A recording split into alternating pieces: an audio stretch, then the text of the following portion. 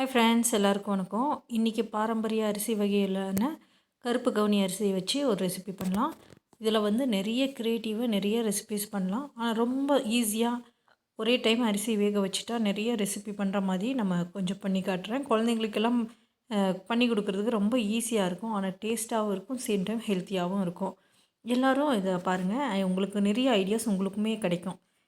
வாங்க எப்படி பண்ணுறதுன்னு பார்க்கலாம்.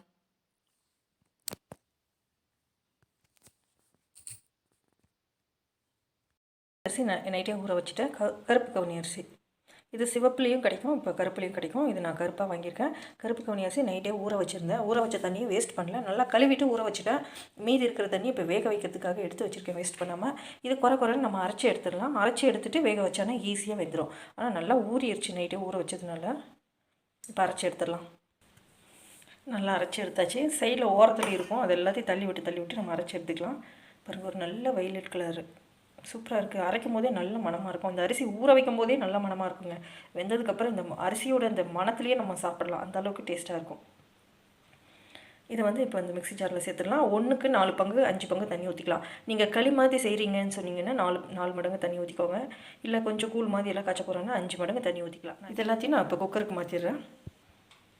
நல்லா 5 மடங்கு தண்ணி ஊற்றிட்டேன். இந்தளவுக்கு வச்சானாலே நல்லா வெந்துடும். ஒரு 3-4 விசில் வச்சு எடுத்துக்கலாம். நம்ம இப்போ உப்பு தேவைப்பட்டுச்சுன்னா உப்பு போட்டு நம்ம வேக வச்சிடலாம். நான் கொஞ்சமாக போட்டுக்கிறேன். இதிலிருந்து நம்ம ஸ்வீட்ஸ் எதாவது செய்யணுன்னா கூட இதை எடுத்து ஸ்வீட் செய்கிறதுக்காக பண்ணிக்கலாம். அதனால் உப்பு கம்மியாக போட்டுக்கோங்க. மோர் ஊற்றி கரைக்கிறது அந்த மாதிரிலாம் பண்ணும்போது உப்பு சேர்த்து போட்டுக்கலாம். அப்புறம் இது இப்படி பெரிய அகலமான குக்கர்லேயோ பாத்திரத்தில் நீங்கள் வச்சுக்கோங்க. வெயிட்டு கனமான பாத்திரத்தில் நீங்கள் எடுத்து வச்சுக்கோங்க. அப்போ தான் அடி பிடிக்காமல் இருக்கும். சேம் டைம் இது வந்து பொங்கி வரும். அதனால் அகலமான பாத்திரமாக இருந்துச்சுன்னா பொங்கி வர்றது கொஞ்சம் கம்மியாக இருக்கும். மேலெல்லாம் கொட்டாமல் சிந்தாமல் இருக்கும். அதனால தான் எனக்கு அகலமான குக்கர் எடுத்திருக்கேன். 5 லிட்டர் குக்கரில் எடுத்திருக்கேன். 1 டம்ளர் அரிசி எடுத்தேன். இந்த டம்ளரில் 1 டம்ளர் அரிசி எடுத்தேன். 5 மடங்கு தண்ணி ஊற்றிருக்கு. இது இப்படியே மூடி வேக வச்சிடலாம்.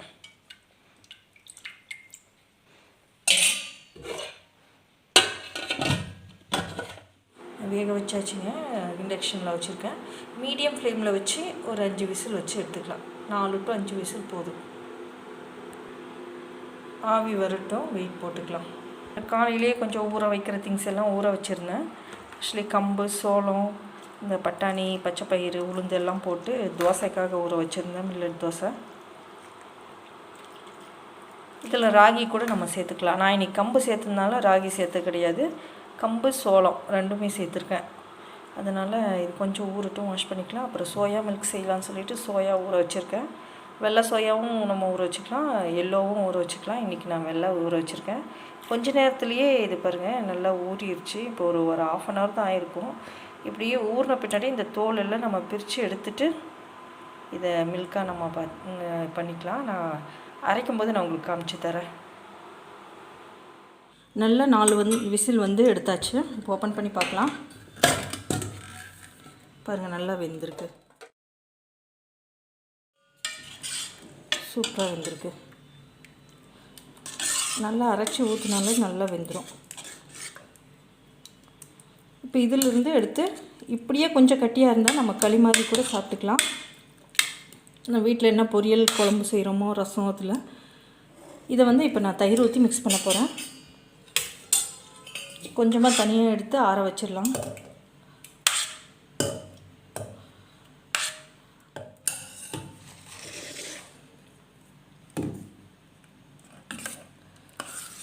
இது கொஞ்சம் ஆறட்டும். இதோட தயிர் ஊற்றி நம்ம மிக்ஸ் பண்ணிக்கலாம். உப்பு ஆல்ரெடி போட்டாச்சு, தேவைப்பட்டுச்சுன்னு இன்னும் கொஞ்சம் கூட உப்பு போட்டுக்கலாம். வெங்காயம் அதெல்லாம் சேர்த்து கூட சாப்பிட்டுக்கலாம். இல்லை ப்ளைனாக சாப்பிட்டாலே இது ரொம்ப டேஸ்ட்டாக இருக்கும். எடுத்து வச்சது நல்லாவே ஆறிடுச்சு. கொஞ்சம் இருக்கட்டும். மற்ற ரெசிபிஸ் எல்லாம் நம்ம ஸ்வீட் ரெசிபிஸ் எல்லாம் பண்ணிவிட்டு லாஸ்ட்டாக இது தயிர் ஊற்றி மிக்ஸ் பண்ணிக்கலாம். இந்த கஞ்சி சூடாக இருக்கும்போதே மற்ற ரெசிபிஸ் எல்லாம் நம்ம பண்ணிடலாம். இதிலிருந்து தனியாக கொஞ்சம் எடுக்க போகிறேன்.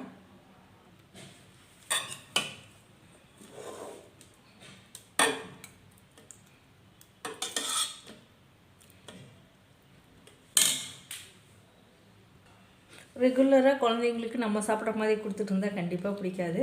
கொஞ்சம் வித்தியாசமாக நம்ம கொடுத்துக்கலாம். இதில் வந்து சாக்லேட் ஃப்ளேவரில் நம்ம செஞ்சு கொடுத்துக்கலாம். அது கொஞ்சமாக வெண்ணிலா எசன்ஸ் சேர்த்துக்கலாம். ஒரே ஒரு ட்ராப் போதும், அந்த டேஸ்ட்டுக்காக, அந்த ஃப்ளேவருக்காக மட்டும்.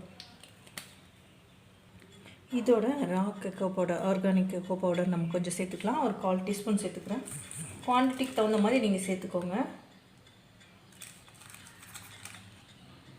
இது அன்ஸ்வீட்டட் தான், அதனால் கசப்பாக தான் இருக்கும். இதோட டேஸ்ட்டுக்காக நாட்டு சக்கரை நம்ம சேர்த்துக்கலாம். எந்த அளவுக்கு இனிப்பு வேணுமோ அந்த அளவுக்கு நாட்டு சக்கரை சேர்த்துக்கலாம். ஒரு சின்ன ஸ்பூனில் ஒரு 2-3 ஸ்பூன் சேர்த்துக்கலாம். டேஸ்ட் பார்த்துட்டு கூட நீங்கள் சேர்த்துக்கலாம். இப்போ இதை நல்லா மிக்ஸ் பண்ணிடலாம். சூடாக இருக்கும்போதே மிக்ஸ் பண்ணிட்டா நல்லா மிக்ஸ் ஆகிரும். எல்லா இடத்துலையும் படுற மாதிரி நம்ம நாட்டு சர்க்கரையை மிக்ஸ் பண்ணிக்கலாம். ஒரு 2 நிமிஷம் நம்ம இந்த மாதிரி மிக்ஸ் பண்ணிகிட்டே இருக்கும்போதே நல்லா சர்க்கரையெல்லாம் கலந்து வந்துடும். இது இப்படியே சாப்பிட்றதுக்கே ரொம்ப டேஸ்ட்டாக இருக்கும். சிம்பிளாக சாப்பிட்ணுன்னா கூட இப்படி கூட நம்ம சாப்பிட்டுக்கலாம். இது ஒரு சின்ன பவுலில் நம்ம மாற்றிக்கலாம். ஆனால் குழந்தைங்களுக்கு கொடுக்கும்போது ரொம்ப க்ரியேட்டிவாக கொடுத்துக்கோங்க, ரொம்ப நல்லா இருக்கும்.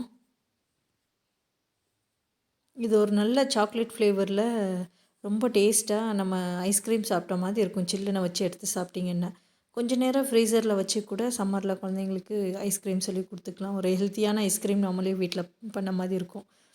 இதோட கொஞ்சம் டெக்கரேஷன் பண்ணுறதுக்கு கொஞ்சம் பிஸ்தாவும் பாதாம் எடுத்திருக்கேன். நீங்கள் வால்நட்ஸும் சேர்த்துக்கலாம். என்ன நட்ஸ் இருக்கோ அதை சேர்த்துக்கோங்க. மேலே கொஞ்சம் கட் பண்ணிவிட்டு மேலே தூவி விட்டுட்டு கொடுத்துக்கலாம். ஃப்ரீசரில் வச்சு எடுத்துக்கலாம். கொஞ்சம் நேரம் வெளியே வச்சுருந்தீங்கன்னா இது நல்லா அரிசி வந்து ஊறி கொஞ்சம் கட்டி ஆகும்போது கொஞ்சம் கேக்கு மாதிரி கூட சொல்லி குழந்தைங்களுக்கு கொடுத்துக்கலாம். சின்ன குழந்தைங்களுக்கு இந்த மாதிரி டெக்கரேஷன் பண்ணி நீங்கள் கொடுத்து பாருங்கள். ஒரு ஹெல்த்தியான ரெசிப்பியை டேஸ்ட்டான விதத்தில் சாப்பிடுவாங்க.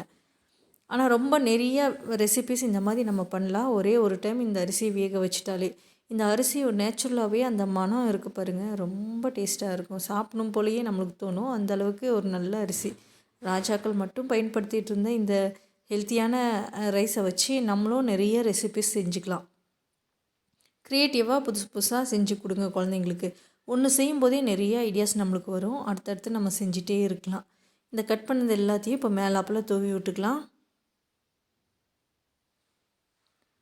கொஞ்சம் டெக்கரேஷன்லாம் பண்ணி கொடுக்கும்போது குழந்தைங்க கண்டிப்பாக வேண்டான்னே சொல்ல மாட்டாங்க. கண்டிப்பாக ட்ரை பண்ணி பாருங்கள். குவான்டிட்டி கம்மியாக கொஞ்சமாக சாப்பிட்டாலே போதும். ஒரு ஹெல்த்தியான ரெசிபிங்கிறதுனால கொஞ்சம் சாப்பிட்டாலுமே நல்லாயிருக்கும். இப்போ அடுத்த ரெசிபி நம்ம பண்ண ஆரம்பிக்கலாம். இன்னொரு பவுலில் கொஞ்சமாக இந்த வேக வச்ச ரைஸ் எடுத்துக்கலாம். ரைஸு கஞ்சி எப்படி வேணால் நம்ம சொல்லிக்கலாம். ஒரு பெரிய பவுல் எடுத்துருக்கேன். அதில் கொஞ்சமாக போட்டுக்கலாம். நீங்கள் எவ்வளோ வேணுமோ அதுக்கு தகுந்த மாதிரி எடுத்துக்கோங்க. நான் இன்றைக்கி நிறைய ரெசிபி செய்கிறனால குவான்டிட்டி கொஞ்சம் கொஞ்சமாக தான் நான் எடுத்திருக்கேன். இதில் ஒரு 2 டீஸ்பூன் போட்டிருக்கேன். இந்த ரெசிபி ரொம்ப பிடிக்கும் எனக்கு, அதனாலவே பர்சனலாக கொஞ்சம் சேர்த்து எடுத்திருக்கேன். இதோட கொஞ்சமாக நாட்டு சக்கரை ஸ்வீட்னஸ் நீங்கள் பார்த்து சேர்த்துக்கோங்க. இந்த நாட்டு சக்கரை வந்து இனிப்பு ரொம்ப கம்மியாக இருந்துச்சு, அதனால் கொஞ்சம் சின்ன ஸ்பூனில் ஒரு 2 டீஸ்பூன் போட்டிருக்கேன். வேண்டான்னா கூட அப்படியே கூட நம்ம சாப்பிட்டுக்கலாம். வெயிட் லாஸ் எல்லாம் பண்ணணுன்னு நினைக்கிறவங்க கண்டிப்பாக நாட்டு சக்கரையெல்லாம் சேர்த்தாமல் சாப்பிட்றது ரொம்ப நல்லது. குழந்தைங்களுக்குங்கும்போது கொஞ்சம் நாட்டு சக்கரை சேர்த்து கொடுத்தா தான் சாப்பிடுவாங்க. ஏன்னா இந்த ரைஸு ப்ளைனாக இருக்கும் இல்லைங்களா, அந்த மிக்ஸ் பண்ணதை வந்து இன்னொரு பவுலில் சின்ன பவுலில் நான் போட்டிருக்கேன். எந்த அளவுக்கு உங்களுக்கு வேணுமோ அந்த அளவுக்கு நீங்கள் குவான்டிட்டி எடுத்துக்கோங்க. நான் இன்றைக்கி கொஞ்சம் கொஞ்சமாக செய்யறதுனால கொஞ்சமாக தான் எடுத்திருக்கேன். இதோட ஒரு சின்ன வாழைப்பழம், இந்த ஸ்வீட்டாக இருக்கிற மாதிரி குழந்தைங்களுக்கு கொடுக்குறோம் இல்லைங்களா, அந்த வாழைப்பழம் எடுத்துக்கோங்க. நீங்கள் என்ன ஸ்வீட்டாக இருக்கிற வாழைப்பழம் எடுத்தாலும் கொடுத்துக்கலாம். ஏலக்கி கொடுத்துக்கலாம், செவ்வாழை போட்டு, அப்புறம் தேன் வாழைன்னு சொல்லுவாங்க இல்லைங்களா, குட்டி குட்டியாக குழந்தைங்களுக்கு கொடுக்குறது, அது கொடுத்துக்கலாம். நேந்திரன் வாழைப்பழம் கூட நம்ம சேர்த்துக்கலாம். இது எல்லாமே நல்ல ஒரு டேஸ்ட்டு கொடுக்கும், குழந்தைங்களுக்கு பிடிக்கிற மாதிரியும் இருக்கும். நல்லா ஒரு சைடு ஃபுல்லாக இந்த வாழைப்பழத்தை நிறையா கட் பண்ணி சேர்த்துக்கலாம். கொஞ்சம் பெரிய பவுலில் நீங்கள் செஞ்சிங்கன்னா நிறைய ஒரு வாழைப்பழமே சேர்த்துக்கலாம். பெரிய வாழைப்பழம்னா கூட ஒன்று சேர்த்துக்கலாம். அந்த மாதிரி கொடுத்து பாருங்கள். பிரேக்ஃபாஸ்ட்டுக்கு இது போதும். ஸ்கூல்லேருந்து வந்து நம்ம ஒரு ஸ்நாக்ஸ் கொடுக்குற மாதிரினா கூட இந்த மாதிரி செஞ்சு கொடுத்து பாருங்கள், ரொம்ப நல்லாயிருக்கும். அப்புறம் கட் பண்ணி எடுத்த பாதாம் வந்து கொஞ்சம் தூவிக்கலாம். எந்த அளவுக்கு உங்களுக்கு க்ரியேட்டிவாக டெக்கரேட் பண்ணி குழந்தைங்களுக்கு கொடுக்க முடியுமோ கொடுத்து பாருங்கள். அந்த டெக்கரேஷன் பார்த்தே அவங்க சாப்பிட்ருவாங்க, அந்தளவுக்கு நல்லாயிருக்கும். அப்புறம் தேங்காய் துருவல் கொஞ்சம், குழந்தைங்களுக்கு டெய்லி ஃபுட்டில் கொஞ்சம் தேங்காய் துருவல் நிறையாவே சேர்த்துக்கோங்க. குட் ஃபேட்டு, ரொம்ப நல்லது, கொஞ்சம் ஹெல்த்தியாக இருப்பாங்க. எந்த அளவுக்கு தேங்காய் துருவல் சேர்த்த முடியுமோ சேர்த்திட்டு இன்னொரு லேயரில் டேட்ஸு கட் பண்ணி சேர்த்துக்கலாம். குவான்டிட்டி உங்களுக்கு பார்த்துக்கோங்க. ஒரு டேட்ஸ் சேர்த்துனாலே போதும். அதோட கொஞ்சம் கட் பண்ண பாதாம் முந்திரி வந்து மேலாப்பில் கொஞ்சம் நான் தூவி விட்டுட்ருக்கேன். பிஸ்தா தூவி விட்டேன். இந்த மாதிரி கொடுக்கும்போதே ரொம்ப கலர்ஃபுல்லாக இருக்கும். 2 ரெசிபிஸ் நம்மளுக்கு ரெடி ஆகிடுது. அடுத்த ரெசிபி நம்ம பண்ணலாம். அதுக்கு அதே பவுலில் எடுத்திருக்கேன். தேவையான அளவுக்கு இந்த ரைஸை போட்டுக்கலாம், வேக வச்சதை. நான் கொஞ்சம் கொஞ்சமாக தான் செய்கிறேங்கிறனால ஒரு கரண்டி அளவுக்கு தான் நான் போட்டிருந்தேன் இந்த குழம்பு கரண்டியில். இதோட தேவையான அளவுக்கு இன்க்ரீடியன்ட்ஸ் வந்து தேங்காய் துருவல் சேர்த்துக்கலாம். தேங்காய் துருவல் எதில் சேர்த்துனாலுமே டேஸ்ட் நல்லா தான் இருக்கும். கொஞ்சமாக நடிச்சுக்கிறேன். தேங்காவில் இருக்கிற இனிப்பே நம்மளுக்கு போதும். சின்ன ஸ்பூனில் கொஞ்சமாக சேர்த்துருக்கேன். இதோட ஒரே ஒரு பிஞ்ச் அளவுக்கு ஏலக்காய் தூள். இப்படி மிக்ஸ் பண்ணி சாப்பிட்டாலே வெறுமனே பொங்கல் சாப்பிட்ட மாதிரி ரொம்ப நல்லாயிருக்கும். ரொம்ப ஈஸி தாங்க. ஒரு டைம் வேக வச்சிட்டாலே போதும்.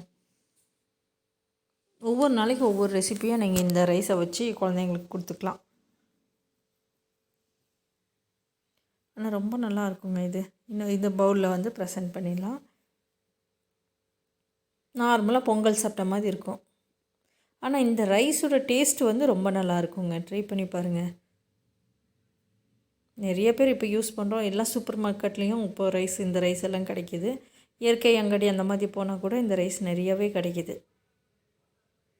கொஞ்சமாக தேங்காய் துருவல் மேலாப்பில் தூவி விட்டுக்கலாம். ஆனால் ரொம்ப நல்லாயிருக்கும். இந்த தேங்காய் துருவல் எல்லாம் சேர்த்து இந்த தேங்காய் துருவலோடு சேர்த்து சாப்பிடும்போதே நல்லாயிருக்கும். நீங்கள் கட் பண்ண தேங்காய் வேணால் நம்ம சேர்த்துக்கலாம். இப்போ அடுத்த ரெசிபி நம்ம செய்ய ஆரம்பிச்சிடலாம். 3 ரெசிபி நம்மளுக்கு ரெடி ஆயிடுச்சு. நான் கொஞ்சமாக தான் இதோட தேங்காய் எடுத்து வச்சுருக்கேன். இந்த தேங்காய் ரொம்ப எலுசாக இருந்துச்சு. தேங்காய் பால் எடுக்கணும். கொஞ்சமாக அந்த தேங்காயோடு எடுத்து பால் வந்து நான் அரைச்சி விட்டு அப்படியே ஊற்றிட்டேன். ஏன்னா ரொம்ப எலுசாக இருந்துச்சு. வடிகட்டுறதுக்கு கூட வேண்டான்னு தோணுச்சு. அப்போ அந்த தேங்காய் பீசஸோடையே அப்படியே நான் சேர்த்துருக்கேன்.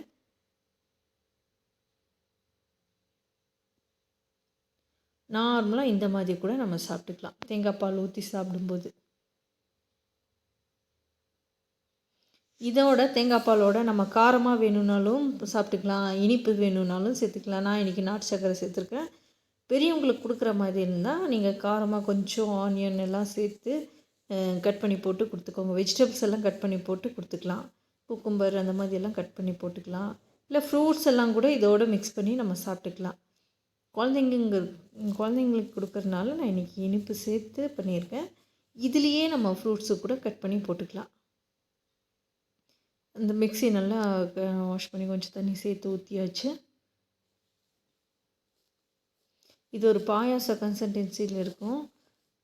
இதோட கொஞ்சமாக ஏலக்காய் தூள் நம்ம சேர்த்துக்கலாம்.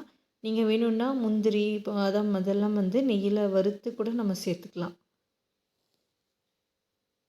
இன்னொரு பவுலில் மாற்றிட்டு மேலாப்பில் கட் பண்ண கொஞ்சம் முந்திரி இதெல்லாமே நம்ம பாதாம் எல்லாம் தூவி கொடுத்துக்கலாம். நெய்யில் வறுத்து போட்டிங்கன்னா கூட நல்ல டேஸ்ட்டாக இருக்கும்.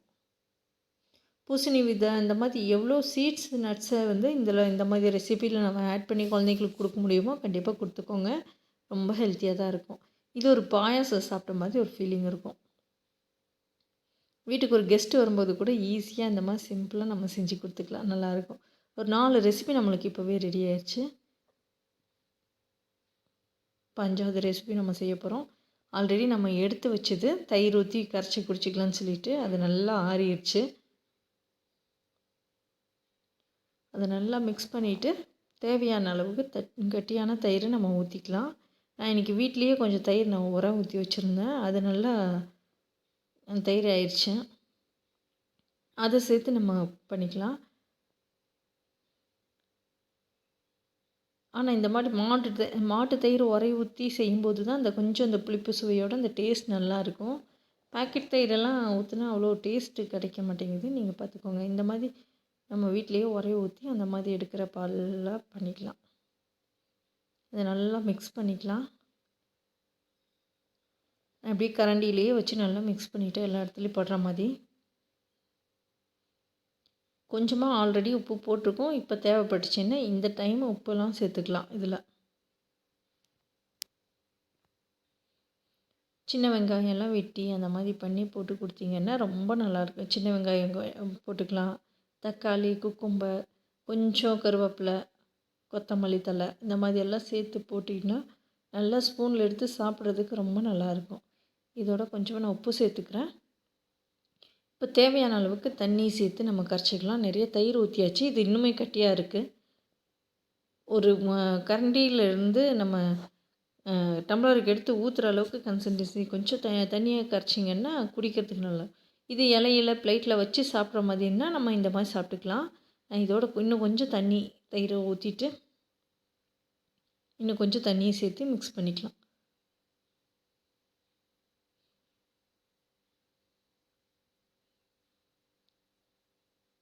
ஆனால் இந்த நைட் இந்த மாதிரி செஞ்சு வச்சிட்டோன்னா காலையில் வேலைக்கு போகிறவங்களுக்கெல்லாம் ரொம்ப ஈஸியாக இருக்குங்க.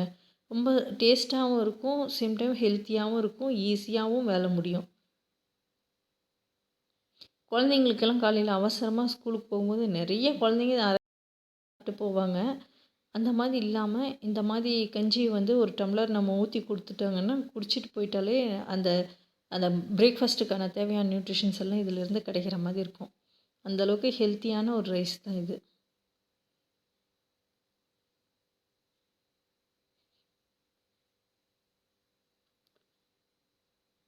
இந்த கஞ்சி எப்போவுமே நல்லாயிருக்குங்க. தயிர் ஊற்றி சாப்பிட்ற கஞ்சி சொல்லவே வேண்டியதில்லை, அவ்வளோ டேஸ்ட்டாக இருக்கும். கண்டிப்பாக குழந்தைங்களுக்கெல்லாம் இந்த மாதிரி செஞ்சு கொடுங்க.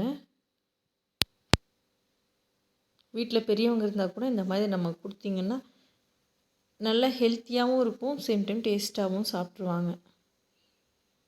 இதுக்கு பெஸ்ட்டு காம்பினேஷன் இந்த மோர் மிளகா தான். வெங்காயம்லாம் போட்டு சாப்பிட்டா கூட நல்லாயிருக்கும். இப்போ ஒவ்வொன்றா டேஸ்ட் பண்ணி பார்க்கலாம். எல்லாமே சூப்பராக இருந்துச்சுங்க. இந்த 5 ரெசிபியுமே கண்டிப்பாக ட்ரை பண்ணி பாருங்கள். ரொம்ப சிம்பிளாக செய்யக்கூடிய ரெசிபிஸ், ஆனால் ரொம்பவே டேஸ்ட்டாக இருக்கும். இந்த தயிரோடு சாப்பிடும்போது மோர் மிளகா பெஸ்ட்டு காம்பினேஷனாக இருக்கும். வீட்டில் இருக்கிற பொரியல் வச்சு கூட நம்ம இதை சாப்பிடலாம். ஆனால் இது எல்லாத்துலேயும் ஸ்வீட்டாக இருக்கிறது ஒவ்வொரு வாய் எடுத்தால் கூட தயிரில் செஞ்சதை நம்ம 2 வாய் சாப்பிட்ற மாதிரி இருக்கும். நல்லா கரைச்சிட்டு டம்ளரில் ஊற்றி குடிக்கிற மாதிரி இருந்தாலும் கொஞ்சம் நிறையாவே தண்ணி ஊற்றி நம்ம கரைச்சிக்கலாம். இல்லை ஸ்பூனில் எடுத்து சாப்பிட்ற மாதிரினா கொஞ்சம் திக்காகவே கரைச்சிக்கலாம். ஆனால் ஏர்லி மார்னிங் இது சாப்பிட்றது ரொம்ப நல்லா இருக்குங்க பிரேக்ஃபாஸ்ட்டுக்கு. நைட்டே செஞ்சு